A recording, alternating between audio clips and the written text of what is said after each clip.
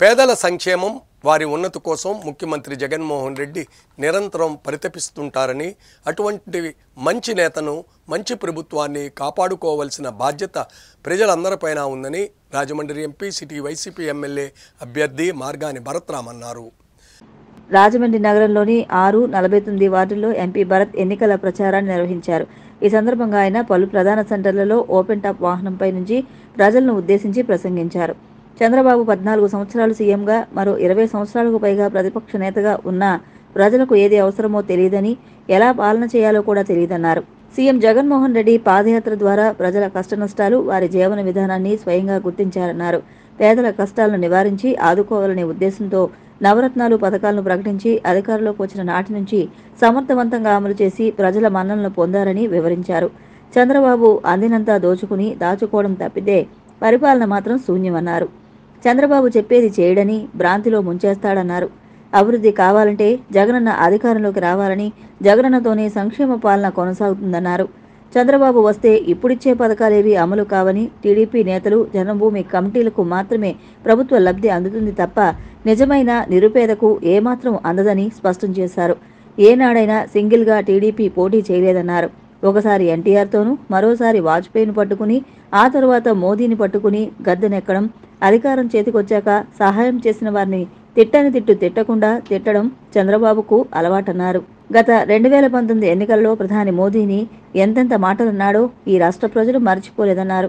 అలాగే ప్రధాని మోదీ కూడా చంద్రబాబును అవినీతికి అసలైన నిర్వచనం చంద్రబాబు అన్న విషయం అందరికీ తెలిసిందే అన్నారు. మళ్ళా ఈ ఎన్నికల్లో ఏమి రహస్య ఒప్పందం కుదిరిందో తెలియదు కానీ బీజేపీ, టీడీపీతో పొత్తు పెట్టుకోవడానికి గల కారణాన్ని ప్రజలకు చెప్పాల్సిన అవసరం ఉందన్నారు. రాష్ట్ర ప్రయోజనాల కోసం మాత్రం కాదని, నాయకుల ప్రయోజనం కోసమే ఈ పొత్తు అని ఎంపీ భరత్ వ్యాఖ్యానించారు.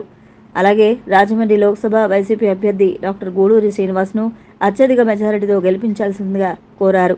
ఈ కార్యక్రమంలో రుడా చైర్మన్ రావు సూర్యప్రకాశ్రావు, బూరెడి త్రిమూర్తులు, బర్రె కొండబాబు తదితరులు పాల్గొన్నారు.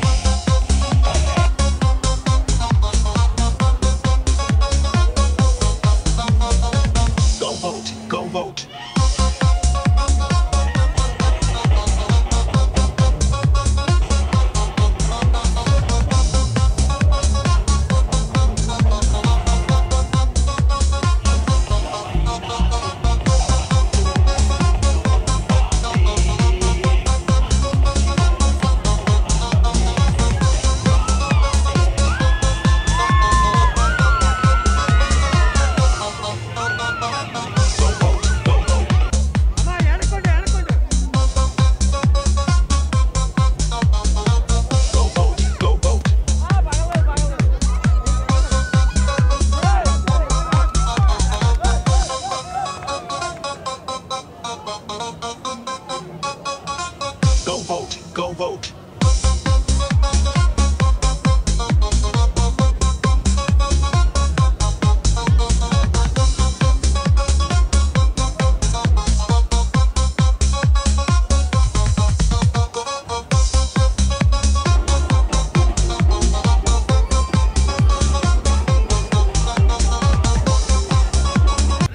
అక్క చెల్లెమ్మలందరికీ కూడా నమస్కరించుకుంటూ మీ అందరికీ ఒకటే విన్నపించేది ఏంటంటే జగన్మోహన్ రెడ్డి గారు పేదల పక్షాన నుంచునే వ్యక్తి, పేద ప్రజలు పక్షాన నుంచునే వ్యక్తి.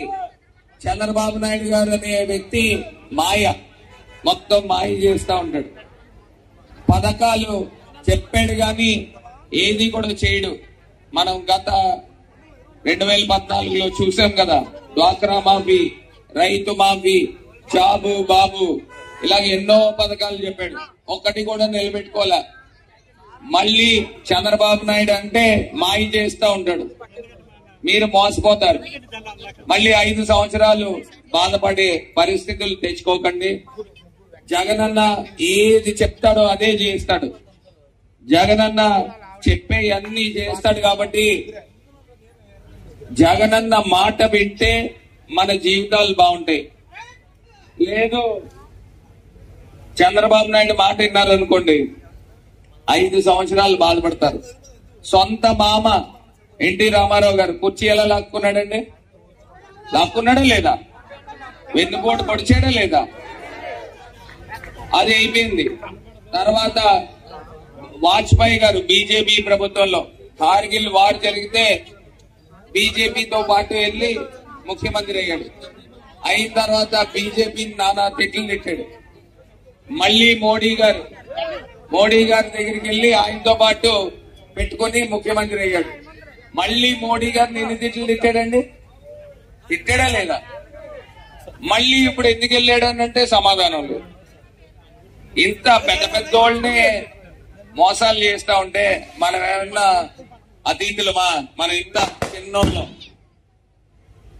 అందరినీ మోసం చేసే వ్యక్తి చంద్రబాబు నాయుడు గారు.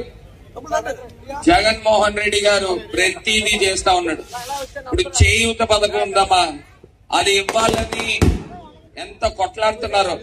చంద్రబాబు నాయుడు గారు ఎలక్షన్ కమిషన్ కంప్లైంట్ పెట్టి ఇవ్వనివ్వకుండా చేశాడు. మనమేమి వెళ్ళి హైకోర్టుకి వెళ్ళి ఎందుకు ఇవ్వకూడదు అని చెప్పి కొట్లాడుతూ ఉన్నాం.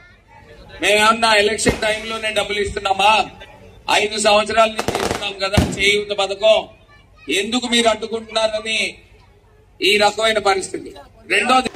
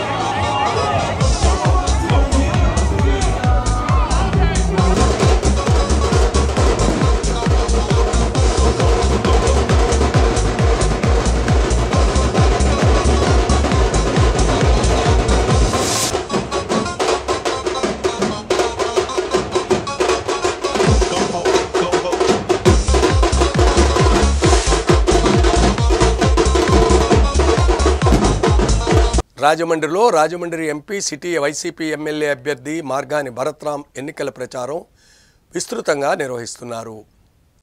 రాజమండ్రి నగరంలోని వివిధ వార్డులలో ఎంపీ భరత్ ఎన్నికల ప్రచారాన్ని ఉధృతం చేశారు. పార్టీ శ్రేణులు అపూర్వ రీతిలో స్వాగతం పలుకుతున్నారు. ఈ సందర్భంగా ఎంపీ భరత్రామ్ మాట్లాడారు.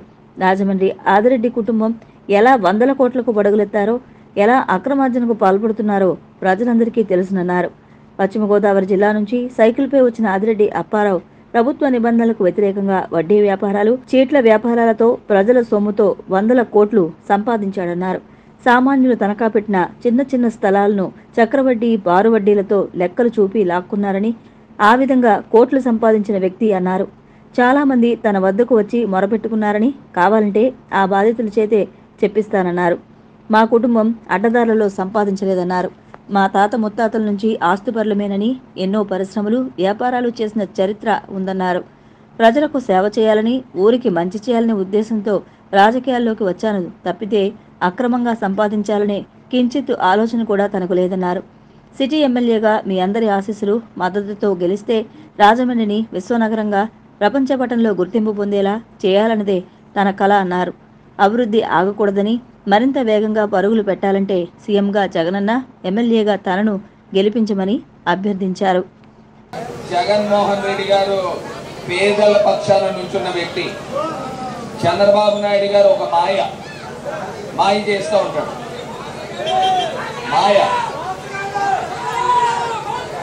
అన్ని అబద్ధాలు ఆడుతూ ఉంటాడు. నోరిప్పితే ఆ వయసుకి అబద్ధాలు ఆడచ్చా లేదా అనేది కూడా ఆలోచన చేయట్లా.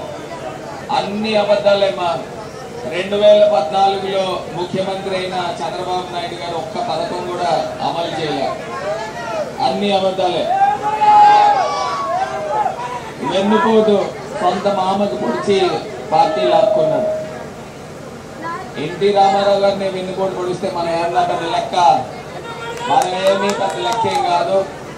ఇవాళ 5 సంవత్సరాలు ఆయన గ్యాప్ వచ్చింది, ప్రజలు మర్చిపోయి ఉంటారని అనుకుంటున్నారు.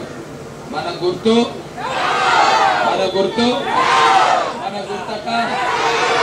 దాన్ని మర్చిపోకండి. ఊరు బాగుందా లేదా? ఇదివరకు ఈ రోడ్డు సింగిల్ రోడ్డు ఉండేది, మనం వచ్చాక డబుల్ రోడ్డు అయింది. యాక్సిడెంట్లు కూడా చాలా తగ్గిపోయినాయి. ఇదివరకు పిల్లలు పరిగెత్తుకుని రోడ్డు మీదకి వచ్చేసేవాడు. ఇప్పుడు డివైడర్ వచ్చింది, చక్కగా ఉంది. ఇంకా బాగా చేస్తాము, ఊరికి మంచి చేస్తామని కోరుకుంటూ ధన్యవాదాలు. సూపరా? ఎవరి జరిగింది? మరి ఓటేస్తారా? గెలిపించాలి. మీరు వేయడం కాదు, మీరు ఒక్కొక్కరు 10 మందితో వేయించాలి. మీరు ఒక్కొక్కరు 10 మందితో వేయించాలి. ఓకేనా? Bye, thank you.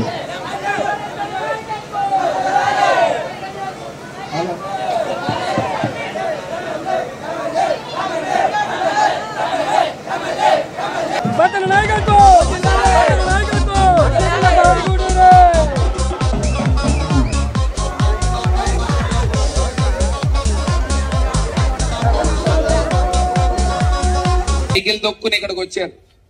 అతి సామాన్యమైన కుటుంబం, ఇల్లు కూడా లేదు, అర్ధింట్లో ఉండేవారు.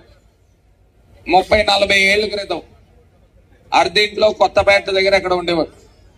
100 కోట్లు ఎట్లా సంపాదించారండి? ఏం వ్యాపారం చేసి సంపాదించారండి? వడ్డీ వ్యాపారాలు, చిట్లు వ్యాపారాలు.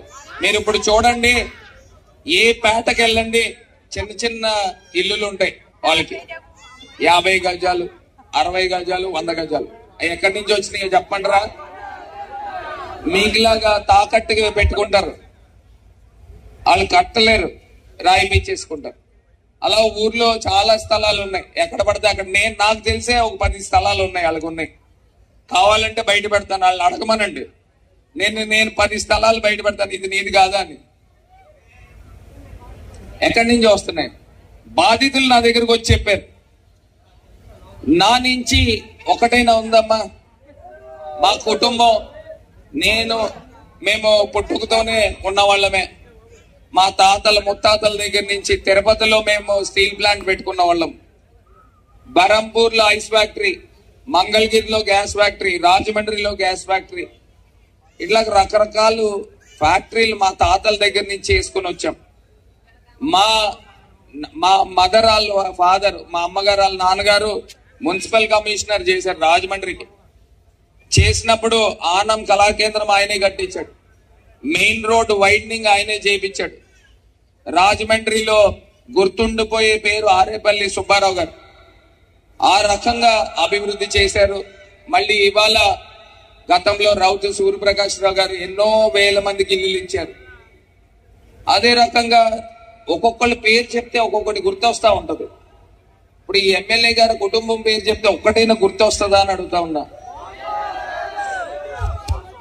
ఇవన్నీ మీరు అర్థం చేసుకోండి అమ్మా. ఊరికి మంచి చేస్తున్నాము, ఆ మంచి ఇంకా జరగాలి. మిమ్మల్ని అందరినీ కూడా కోరి ప్రార్థిస్తా ఉన్నా. చంద్రబాబు నాయుడు అనే వ్యక్తి మాయ, జగన్ అన్న అనేది నిజం. వీళ్ళు వడ్డీ వ్యాపారస్తులు. వడ్డీ వ్యాపారస్తులు కావాలా, మంచివాడు కావాలా, మీరే ఆలోచన చేయమని కోరి ప్రార్థిస్తూ, అమ్మా మన గుర్తేంటమ్మా చెప్పండి అమ్మా, చెప్పండి అమ్మా. ఎలా తిరుగుతుంది ఏమ్మా? ఫ్యాన్ వద్దా? ఫ్యాన్ వద్దా? ఫ్యాన్ కావాలా? ఫ్యాన్ వద్దా? అందరికి ఫ్యాన్ కావాలి. మన నెంబర్ ఎంతమ్మా? మన నెంబర్ ఎంత? ఎంత? ఎంత? డాక్టర్ గారు, ఎంపీ గారి నెంబర్ ఎంత? ఎంత? ఇద్దరు నంబర్లు 3లే. ఎంపీ గారి నెంబర్ 3, మన నెంబర్ కూడా 3. 3వ నెంబరు ఫ్యాన్ గుర్తు. 3వ నెంబరు ఫ్యాన్ గుర్తు. ఫ్యాన్ గుర్తు 3వ నెంబర్. 3వ నెంబరు ఫ్యాన్ గుర్తు. ఎవ్వరు మర్చిపోద్దు. 2 ఓట్లు కూడా 3వ నెంబర్ ఫ్యాన్ గుర్తుపై ఓట్లు వేసి గెలిపించాల్సిందిగా కోరి ప్రార్థిస్తూ, జై జగన్, జై జగన్. అమ్మ మన ఎంపీ గారు, కాబోయే ఎంపీ గారు గూడూరు శ్రీనివాస్ గారు, ఆయన నంబరు కూడా, ఆయన నంబరు, డాక్టర్ గారి నంబరు గుర్తు గుర్తు. మరి 2 ఓట్లు కూడా 3వ నెంబర్ పైన ఫ్యాన్ గుర్తు పైన ఓట్లు వేసి గెలిపించాల్సిందిగా కోరి ప్రార్థిస్తూ, జై జగన్. సూపరా? ఎవరి జరిగింది? మరి ఓటేస్తారా? గెలిపించాలి. మీరు వేయడం కాదు, మీరు ఒక్కొక్కరు 10 మందితో వేయించాలి. మీరు ఒక్కొక్కరు 10 మందితో వేయించాలి. ఓకేనా? Bye, thank you.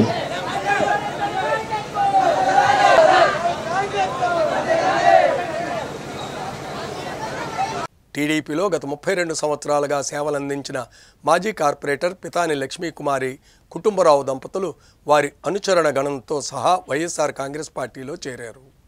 VL Puram Margani estates ప్రాంగణంలో గల ఎంపీ కార్యాలయంలో ఎంపీ, సిటీ వైసీపీ ఎమ్మెల్యే అభ్యర్థి మార్కాని భరత్రాం ఆధ్వర్యంలో వీరంతా వైసీపీలో చేరారు.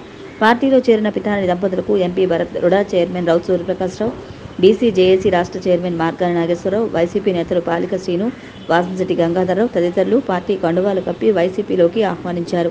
పితాని దంపతులను మనస్ఫూర్తిగా అభినందించారు. ఈ సందర్భంగా ఎంపీ భరత్ మాట్లాడుతూ, శెట్టిబలజ గౌడ సామాజిక వర్గీయులలో ప్రముఖులైన పితాని కుటుంబరావు, ఆయన సతీమణి మాజీ కార్పొరేటర్ పితాని లక్ష్మీకుమారితో పాటు రమణమ్మ, చింతా సుబ్బలక్ష్మి, షబీనా, నాగలక్ష్మి, రహమత్, ఉనీసా, హేమ, రాజేశ్వరి, జ్యోతి, పద్మ, సురేష్, నిర్మల, సచివతి తదితరులు వైసీపీలో చేరడం అభినందనీయమన్నారు. దాదాపు 3 దశాబ్దాలకు పైగా ఒక పార్టీ జెండా మోస్తున్న కార్యకర్తలకు సరైన గుర్తింపు ఇవ్వకుంటే ఎవరికైనా బాధాకరమే అన్నారు. ఇప్పటికైనా మంచి నిర్ణయం తీసుకుని వైసీపీలో చేరడం శుభపరిణామని అన్నారు. నగరంలో పార్టీ విజయానికి కృషి చేస్తే వైసీపీ ప్రభుత్వం అధికారంలోకి వచ్చిన తరువాత సముచితమైన గుర్తింపు ఇస్తామని ఎంపీ భరత్ హామీ ఇచ్చారు. టీడీపీ కార్యకర్తలను ఒక కుటుంబ సభ్యుల్లా చూడడం ఆదిరెడ్డి వాసుకు చేత కాదని, వారిని బానిసల్లా చూడడం మా మనసుకు తీవ్ర గాయమైందని మాజీ కార్పొరేటర్ పితాని లక్ష్మీకుమారి ఆవేదన వ్యక్తం చేశారు. తన 2వ వార్డులోకి వచ్చి తనపైనే రంకెలు వేసి ఆదిరెడ్డి వాసు అవమానించారని, ఒక మహిళపై ఆ రకంగా ప్రవర్తించడం న్యాయమేనా అని ప్రశ్నించారు.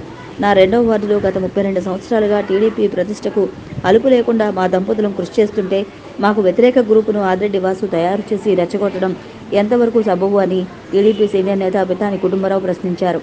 ఈ కార్యక్రమంలో కడియాల శ్రీను, కుడిపూడి భరత్, రాష్ట్ర దృశ్యకళ అకాడమీ చైర్మన్ కుడిపూడి శైలజ, మూల నివాసి జాతీయ మాజీ అధ్యక్షుడు నైలాల కృష్ణారావు, మాజీ కార్పొరేటర్లు మానే దొరబాబు, ప్రసాద్ హర్నాథ్, బాగచర్ల కృష్ణ, పిల్లి నిర్మల, రాయుడు గణేష్, మార్గాని చంద్రబాబు, మార్గాని రాము, సుందర్ సింగ్ తదితరులు పాల్గొన్నారు.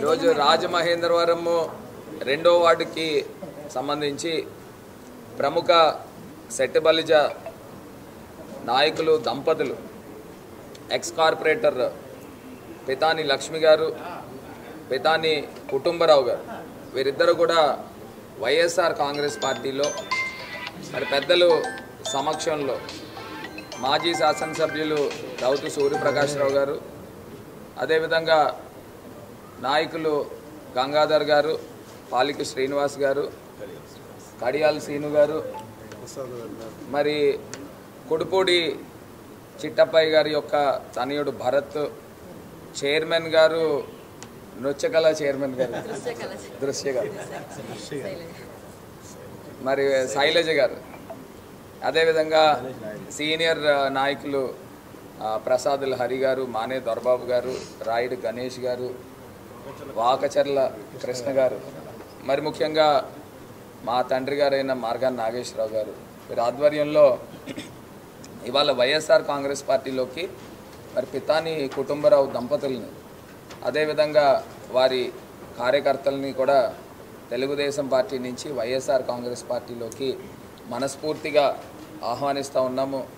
మరి పార్టీ యొక్క విజయానికి రేపు జరగబోయే సార్వత్రిక ఎన్నికల్లో ఖచ్చితంగా ఆ 2వ వార్డు అనే కాకుండా మరి సామాజిక వర్గాన్ని, సెట్టిబలిజ గౌడ సామాజిక వర్గాన్ని ఎంతో ప్రభావితం చేస్తారని మనస్ఫూర్తిగా ఆకాంక్షిస్తూ, అదొకటే కాకుండా వీళ్ళు గతంలో కూడా ప్రతి ఓటర్తోనూ ఒక కుటుంబం కిందన కలిసిపోయే కలివిడితనము మరి లక్ష్మి గారికి ఉంది.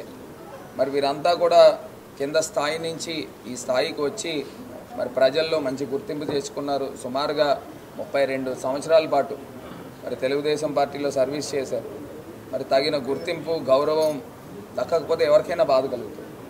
ఏదేమైనప్పటికీ కూడా ఇప్పుడు ఉన్న ప్రస్తుత రాజకీయాల్లో ఇవాళ రాజమహేంద్రవరంలో అభివృద్ధి పదంలో తీసుకుని వెళ్తా ఉన్నాం. పార్టీలకి, కులాలకి, మతాలకి అతీతంగా సంక్షేమ పథకాలు తెలుగుదేశం పార్టీ నాయకులైనా, తెలుగుదేశం పార్టీ కార్యకర్తలైనా పేదరికం ఒక్కటే కొలమానం, అందరికీ కూడా సంక్షేమ పథకాలు అందిస్తూ ఉన్నాము. మరి ఇంత ట్రాన్స్పరెంట్ వ్యవస్థ నాకు తెలిసి భారతదేశంలో ఎక్కడా కూడా జరగట్లా.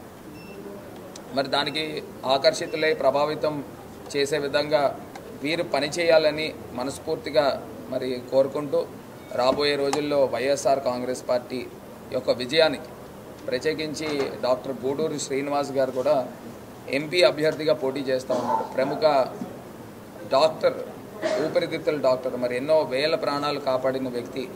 మరి ఎలాంటి రాజకీయాల్లో ఈ టైప్ వ్యవస్థలో కూడా మార్పు రావాల్సిన అవసరం ఉంది. సో ఖచ్చితంగా educated people, educated youngsters with good ఫెయిత్తో రావాలని మనస్ఫూర్తిగా కోరుకుంటూ మరి వీరిని మనస్ఫూర్తిగా పార్టీలో ఆహ్వానిస్తాం. పార్టీ చాలా శుభపరిణామం. మా చెల్లెమ్మ పితాని లక్ష్మీ కుమారి, అలాగే మరి బావగారు పితాని కుటుంబరావు గారు ఇద్దరు ఎప్పుడు అంటారు, అన్నయ్య నన్ను ఎప్పుడు తీసుకెళ్తావు పార్టీలోకి అని. ఏం చేద్దంటే ఇవాళ వైఎస్ఆర్ కాంగ్రెస్ పార్టీ యొక్క సిద్ధాంతాలు బడుగు బలహీన వర్గాలకి 72 సంవత్సరాల తర్వాత మార్గాని భరతరామ్ గారు ఈ రాజమండ్రి చరిత్రాత్మకమైన పట్టణంలో ఒక పార్లమెంట్ సభ్యుడు అవ్వడమే ఒక చరిత్ర. అది ఈ రాజమండ్రి చరిత్రలో, పార్లమెంట్ చరిత్రలో ఒక పేజీ లిఖించదగ్గడు. అటువంటిది ఇవాళ యంగ్ అండ్ డైనమిక్గా నాయకత్వం ఇవాళ జగన్మోహన్ రెడ్డి గారు అయితే నా బీసీ, నా ఎస్సీ, నా ఎస్టీ, నా మైనార్టీ అని చెప్పే దమ్మున్న నాయకుడి యొక్క పరిపాలనలో, అలాగే భరత్ గారి యొక్క అభివృద్ధిని చూసి ఆకర్షితులయ్యి మరి ఇవాళ మా చెల్లెమ్మ రావడం నిజంగా 2వ వార్డులో అయితే మరి అక్కడ ఉన్నటువంటి మాజీ కార్పొరేటర్లో మన మానే దొరబాబు గారు కానీ, అలాగే రాయుడు గణేష్ గారు కానివ్వండి, మిగతా పెద్దలు కానీ రేపు వారు వన్ సైడే, అటు సైడు 80-90% ఓట్లు వైఎస్ఆర్ కాంగ్రెస్కి వస్తాయని చెప్పి నాకున్న అనుభవంలో సంపూర్ణంగా చెప్పగలుగుతున్నాను. వాళ్ళిద్దరికీ నా బెస్ట్ విషెస్ తెలియజేస్తాను. జై జగన్. సార్, నా పేరు పితాని కుటుంబరావు. 32 సంవత్సరాలుగా రాజకీయాల్లో ఉన్నాను. 5 సంవత్సరాలు అంతకుముందు విద్యార్థి నాయకుడిగా ఉన్నాను. ఇలాంటి అనుభవాలు ఎన్నో ఉన్నాయి నాకు. కానీ నేను తెలుగుదేశం పార్టీలోకి రావడానికి ప్రత్యేక కారణం గోరంట్ల బుచ్చు చౌదరి గారు. ఎందుకంటే నా సర్వీస్ని చూసి బుచ్చు చౌదరి గారు ఆహ్వానించి నాకు కార్పొరేటర్ సీట్ ఇచ్చారు. గెలిపించడానికి గల కారణం బుచ్చు చౌదరి గారు. కాబట్టి ఆ కృతజ్ఞతతోటే నేను ఆయన కార్యక్రమాలకు వెళ్ళడం, లేదంటే ఫ్లెక్సీలు వేసినప్పుడు ఆయన ఫోటో వేయడం జరిగింది. ఆ వేసిన పాపంగా నన్ను ఎన్నో రకాలుగా అవమానించారు, ఎన్నో రకాలుగా హరాస్మెంట్ చేశారు ఆదిరెడ్డి గారు. కానీ నేను కృతజ్ఞతతో చేస్తానంటే నాకు అభిమానం ఉండి ఆయన అంటే నాకు కార్పొరేటర్ సీట్ ఇచ్చాడని చెప్పడం జరిగింది. ఆ ఉద్దేశంతో ఆ దురుద్దేశంతో నన్ను పక్కన పెట్టడం, నాకు ప్రాధాన్యత ఇవ్వకపోవడం, నా మీద హరాస్మెంట్ చేయడం, నాకు సరైన గుర్తింపు ఇవ్వడం జరిగింది. అంతకుముందు నిజంగా చాలా ఒక వెలుగున వాళ్ళు మేము బుచ్చు చౌదరి గారు ఉండగా నిజంగా ఎన్నో కార్యక్రమాలు చేసాం, ఎంతో అభివృద్ధి చేసాం. కార్పొరేట్గా గెలిపించడానికి ఆయన కూడా తగిన గౌరవం గుర్తింపు లభించేలా చేసాం. మా వాటిలో ఆయనకి ఎటువంటి అగౌరవం పరచలేదు. పోతే ఇలాంటి పరిస్థితులు మనం తట్టుకోలేకే మనం వైసీపీలోకి రావడం వచ్చింది. నా కార్యకర్తలు ఉన్నారండి, వెన్నంటే ఉన్నవాళ్ళు. నేను అందరికీ పని చేశానండి. అలాగే ఇప్పుడు భర్త బాబు గారితో మొత్తం ఈ వార్డులే కాదు, నాకు 10 వార్డులు బాగా టచ్ ఉన్నాయి. నేను సోషల్ వర్క్గా చేసినప్పుడు 10 వార్డులు బాగా టచ్ ఉన్నాయి. స్వచ్ఛంద సంస్థలో చేసినప్పుడు నేను ఏ వార్డు వెళ్ళినా సరే ఈ భర్త బాబు గారు గెలిపించాలని భర్త బాబు గారిని మేము అందరం కూడా కృషి చేస్తామండి. మేము ఆయన వెళ్ళినట్టు మొత్తం నాయకులందరూ కలిసి ఆయన వెళ్ళినట్టు ఉంటామండి.